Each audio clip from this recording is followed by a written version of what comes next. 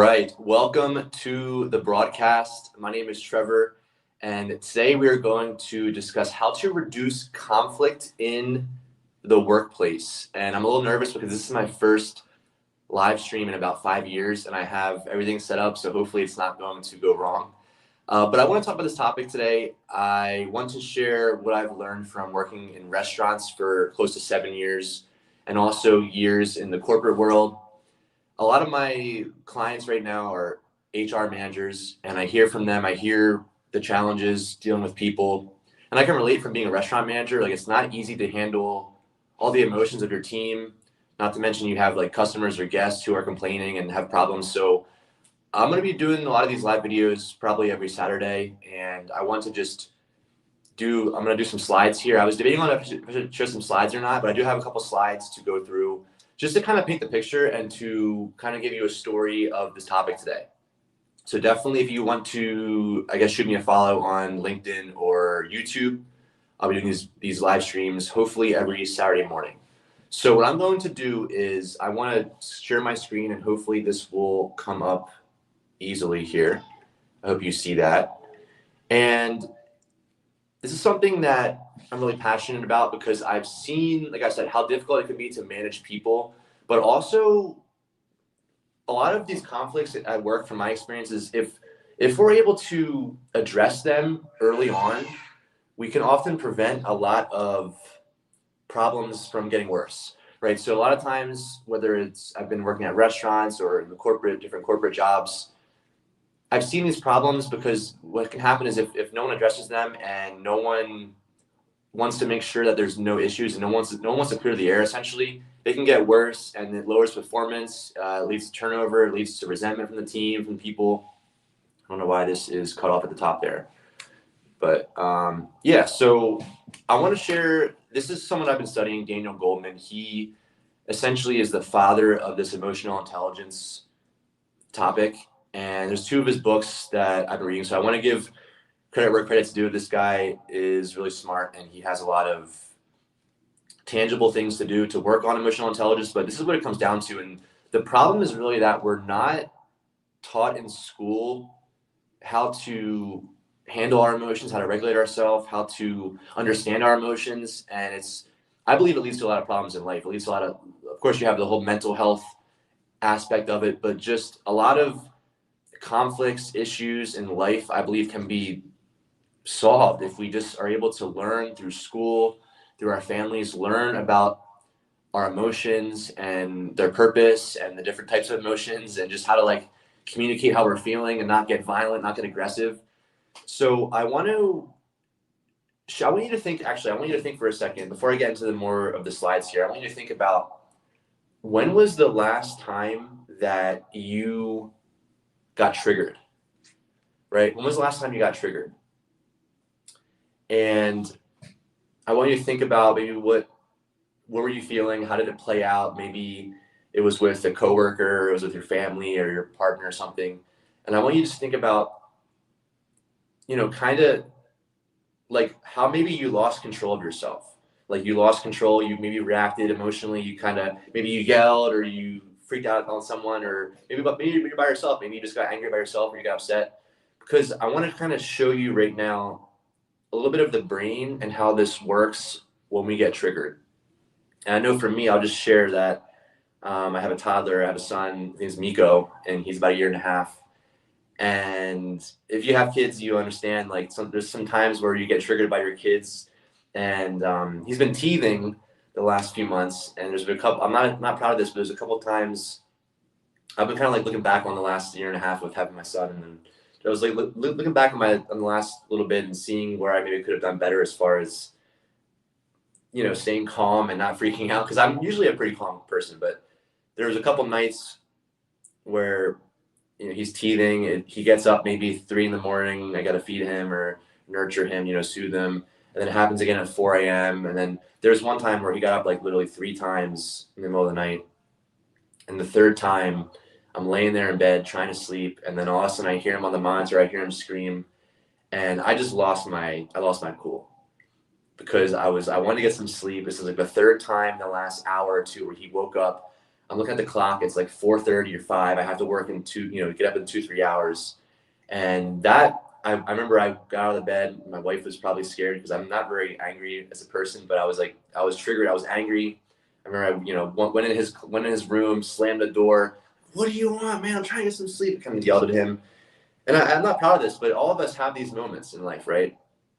Where we kind of lose control of our posture and our voice. We say things we don't mean, or we say things that kind of are bad. And this is what happens actually in the brain when we become triggered. And you see the amygdala and the prefrontal cortex. If you'll notice, the amygdala, it's close to the brainstem, which means it's kind of like an older part of the brain. And the prefrontal cortex is a newer part of the brain that's been developing. And this is kind of the battle in our brain, what happens when we become triggered. And so the amygdala is the part of our brain that responds very quickly. And if you think back to the past on this planet, we had to find our food, fight for our food. We had to be on alert for a tiger or something attacking us. And so this amygdala was that part of the brain that was the alert and the alarm system. When something was not safe, it was the part of our brain that says that pulses, and it says, watch out, there's a huge imminent threat. You have to act, you have to fight or flight.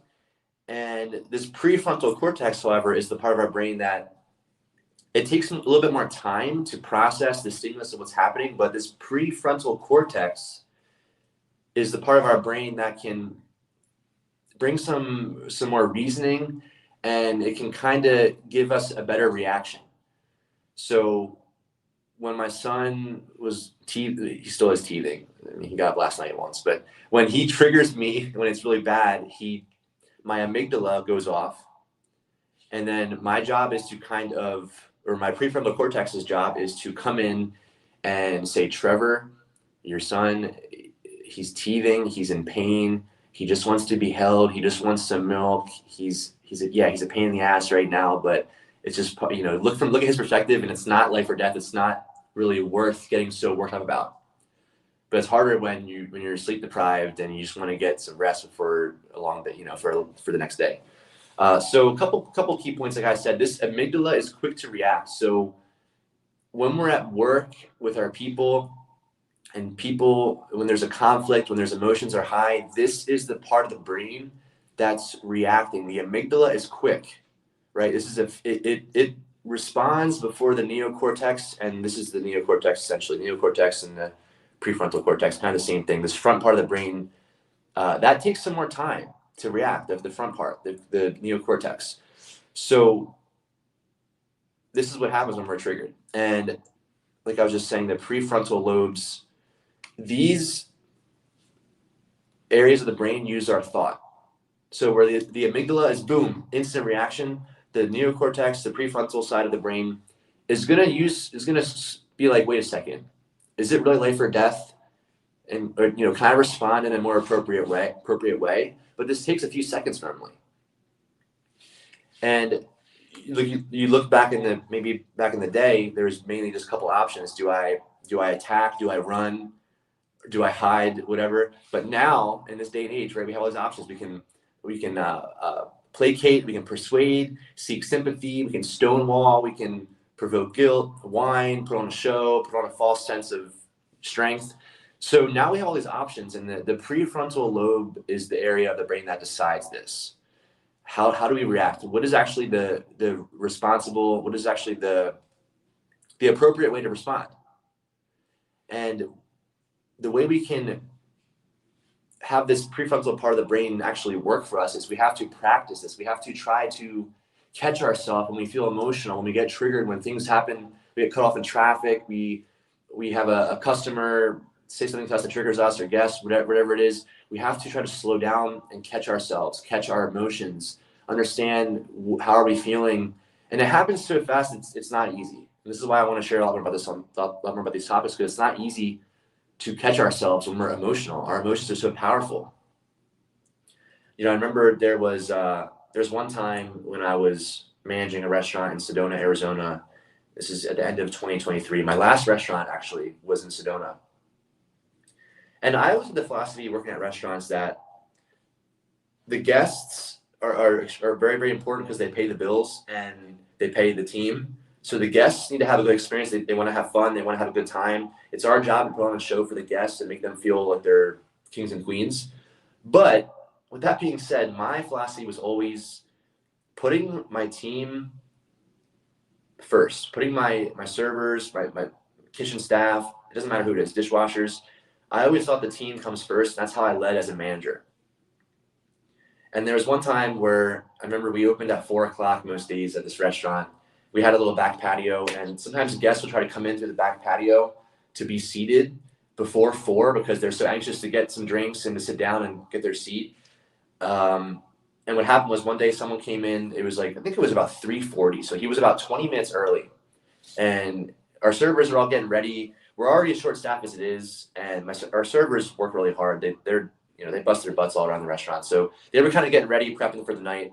And I remember it was like 3:40, 20 minutes early. This guy came in the back patio. And I go out to him and he says, "Hey, can I sit down? Can I have a drink?" And I said, "Listen, I'm sorry, sir. You're just a little bit early. Give me about 10, 15 more minutes. I'll let you in. You'll be the first one in to grab a drink." And he was furious at me for not giving him a drink early. And he wanted to sit down on the patio and have a drink. And I kindly said no. And his reaction to me, I never forget that he was so angry. He was screaming in my face and like spitting with his, like, while he was young, like his words, he was spitting at me essentially with his like mouth, like the stuff's coming out of his mouth. And he was so furious. And I thought he was going to punch me in the face or like hit me or something, but he didn't. He's saying, this is ridiculous. I'm going to call, he's like, "I know the owner. I'm going to give him a call right now. You're going to get it. You're going to be in big freaking trouble. I'm going to show you." And I was just like, wow, like this is a grown man. This dude's like 50. He's a grown man. He's freaking out on me because he can't sit down for 10 more minutes because he's way early. Now, I could have just sat him down, gave him a drink, and it might not have been this huge thing, but I wanted to have my servers back. It wasn't time yet. It wasn't time for them to be hustling around yet. They had a few more minutes to get ready for the night, for the shift. So my point of that is that my point of that is that if I stayed calm, but if I would have reacted like he did, if I would have matched, if my amygdala also would have went off and I would have matched his anger, that's how like violence and things happen, is when both people are at that level of the triggeredness, I guess you could say. I kept calm, but he did not. If I would have matched him, we could have gotten into a fight. It could have been physical altercation. And that's how things happen when we see things in schools, or we see violence, we see even like shootings and fights and things that happen that get very intense. It's because both people have this reaction, they get triggered, and their amygdala, their brain kind of gets taken over. And actually what happened was this guy did call the owner, and apparently he was a friend of the owner. And then the owner called me, and then it was just, I kind of got yelled at, and it was kind of this whole thing. But for me, it was just a learning experience that it doesn't matter how old someone is, people that are adults can still have the emotional maturity of a 5-year-old or a 10-year-old. And because our emotional growth can get stunted when we go through certain experiences in life. Things happen to us that kind of stunt our growth, and we remain a little kid in certain aspects of our emotional life. So I'm sure you can relate to certain experiences where maybe you had a customer like that experience, or you had someone just really get triggered at you. Maybe it was in traffic, someone gave you the bird. This is what happens. It's the amygdala that's doing this. All right, so this is the thing, is that like I said, the neocortex reaction is a little bit slower. So we have to try and buy a couple seconds when we get triggered. We have to try to slow down. The great way to do this is with our breath. We can try to center ourselves. We can try to put our awareness on our breath and our chest, put the awareness on our body, and just slow down. Take a breath. And this is not easy, but this is how we can avoid some conflicts getting, very intense, is that we have to catch them immediately and have the awareness of our emotions. There's more circuitry that is used in the neocortex part of the brain, so it takes some more time. The neurons have to fire. It has to process what we're seeing, what we're hearing, all the senses go into our brain, and then the neocortex is the part that is going to be able to say, hey, let's respond this way, right? Let's slow down. Let's keep it cool. It's not life or death. Let's just chill and let's communicate and react and respond from that place of groundedness. So how this relates to business, we have the corporate ladder here, just a little illustration. And I want to apply what I just shared to more of the corporate world. These problems are going to happen. All of us are going to have conflicts and problems. It's just part of life. The responsibility of the leader, of the CEO, of whoever's in charge, the owner, is to create a safe space for everybody. And from my experience, what can happen is when you have these problems, these conflicts happen, this can be an ongoing thing where maybe a manager or a director or even an employee, maybe somebody has this kind of ongoing theme of getting triggered emotionally. This could be a recurring pattern in an employee, a manager, a leader on your team, right? You as a leader, you could have a manager, you could have someone below you that has trouble emotionally regulating. I've seen it. It's just all of us have different things we're working on.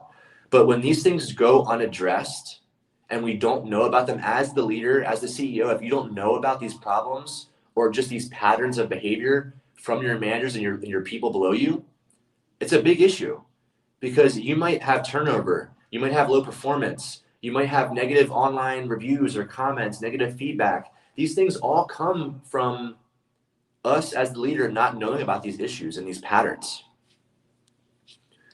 So as an example, maybe there's a manager who is not very emotionally intelligent, not really able to regulate themselves very well. And maybe there's problems that keep happening with a manager and employee, and the manager gets triggered and the employee is not really sure how to act. They feel unsafe. They feel uncomfortable a lot because the manager just freaks out on them or freaks out on the team. And then all the employees are scared to speak up and they don't want to share any ideas or share any things ways to improve things. They're just going to be quiet because they're scared and they don't feel safe and there's not much trust there. And then the director, the VP or the CEO, and they're wondering why the employees are having low performance and why the employees don't care. They're all checked out. Well, maybe it's because how they're being treated. And maybe we're not able to see as the top leader, perhaps we cannot really see what's happening down below on the ground floor. This is the things that I've seen at restaurants is you have the restaurants, this would be more like owner, general manager, bar manager, maybe you have a server manager, server lead, and you have everybody else, servers, dishwashers. What can happen is you go into a restaurant and the owner and the GM are talking at the top, right? Owner and GM, and the owner's saying, how are things going? GM saying, oh, it's all going great. Like we're going great. Numbers are good.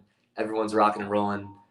But then if you were going on to ask the servers or the dishwashers or the bussers at the bottom, they might have a different story to tell you.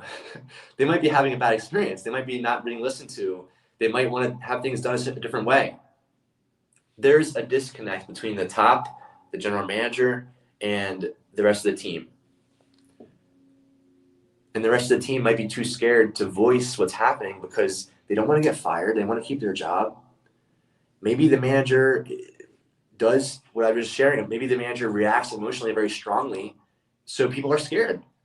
People are scared to speak up because they don't want to get yelled at or they don't want to get ridiculed or made fun of or whatever. So we have this huge disconnect. And this can happen on big companies where you can lose that awareness of what's happening on the ground floor. And the ground floor is where your team is interacting with the customers. So it's very, very important. So we cannot, listen, I went to school for numbers. I love math. I used to love calculus and doing equations and studying all day long. And I know how to go over a P&L like the back of my hand. It's not hard to look at numbers and to say how things are going. But what's more challenging is finding the root cause of those numbers. If numbers are low, maybe it's a people problem. Maybe it's an emotional problem. Maybe people are not feeling safe. Maybe they're not feeling inspired. Maybe they don't trust their leader or their manager. We don't know what's happening unless we're willing to go to the ground floor and show people we care. Don't just go in there and ask them and say, how are things? Like, show them that you care by getting to know them about their personal life, what their big dreams and goals are for life.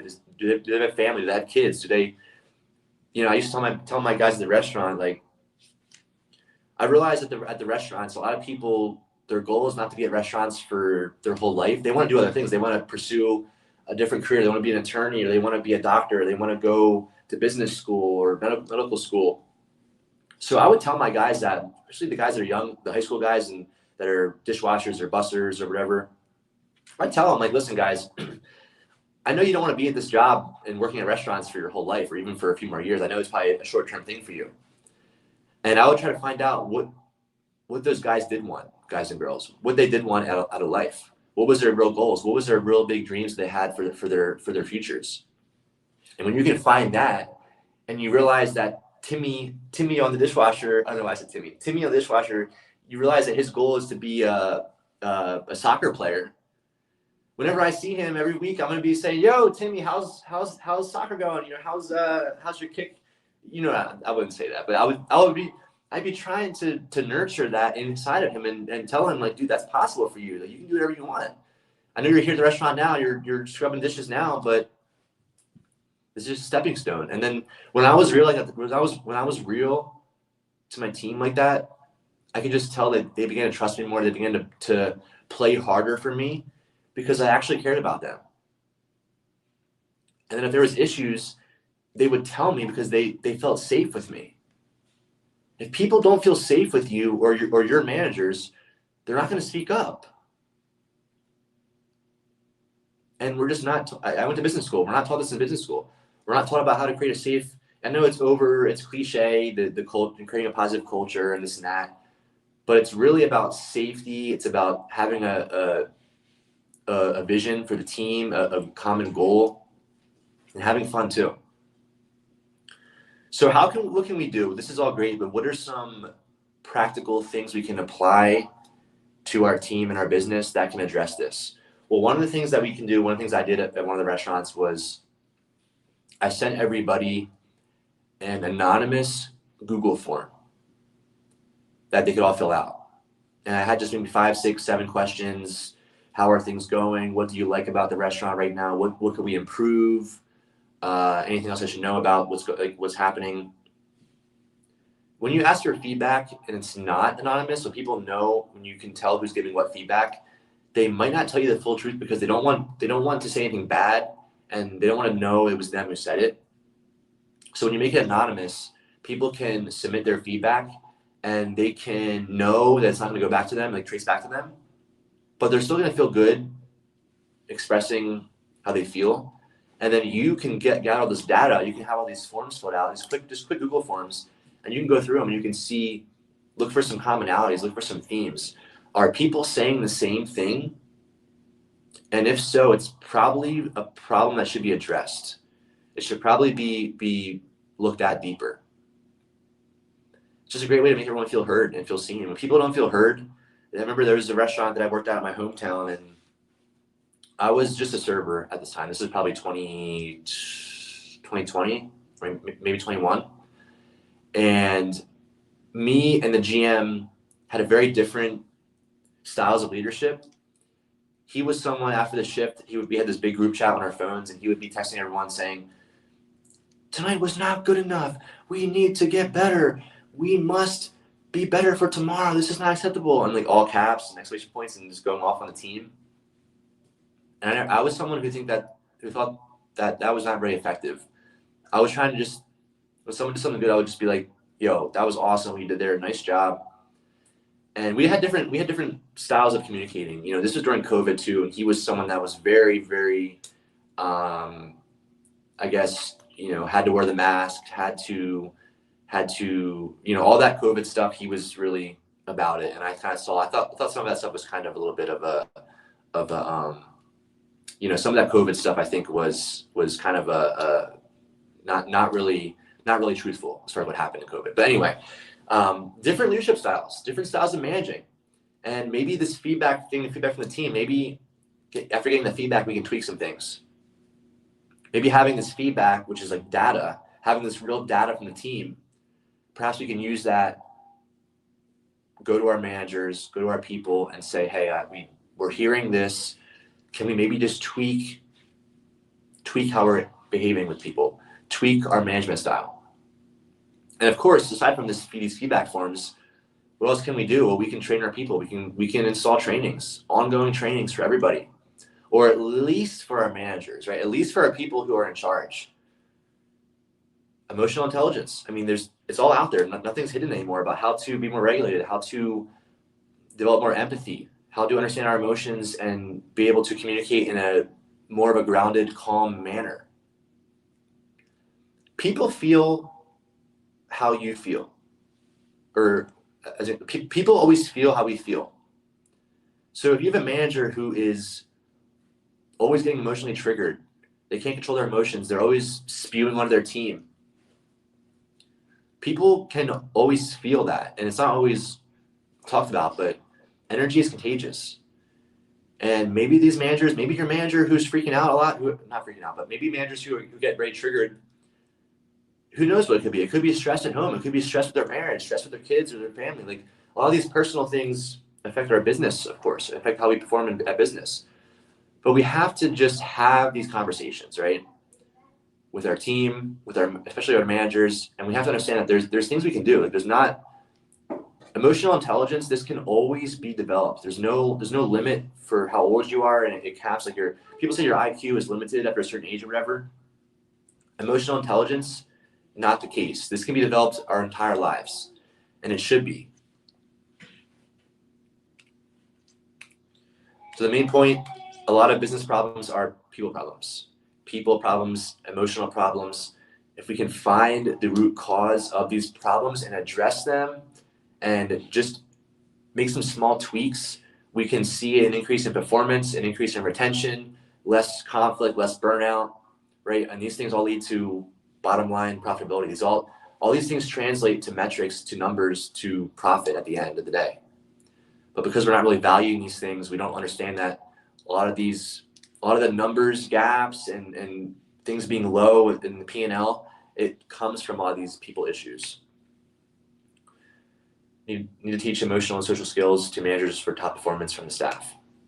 All right, solution, gather transparent, anonymous feedback forms from all levels. Extremely valuable to do this at your team, with your team. And of course, EI skills training for managers or all staff, right? I'm going to be sharing a lot more about these topics. The last few things I have here, this is going to be a future video. Masculine and feminine dynamics. All of us have both energies.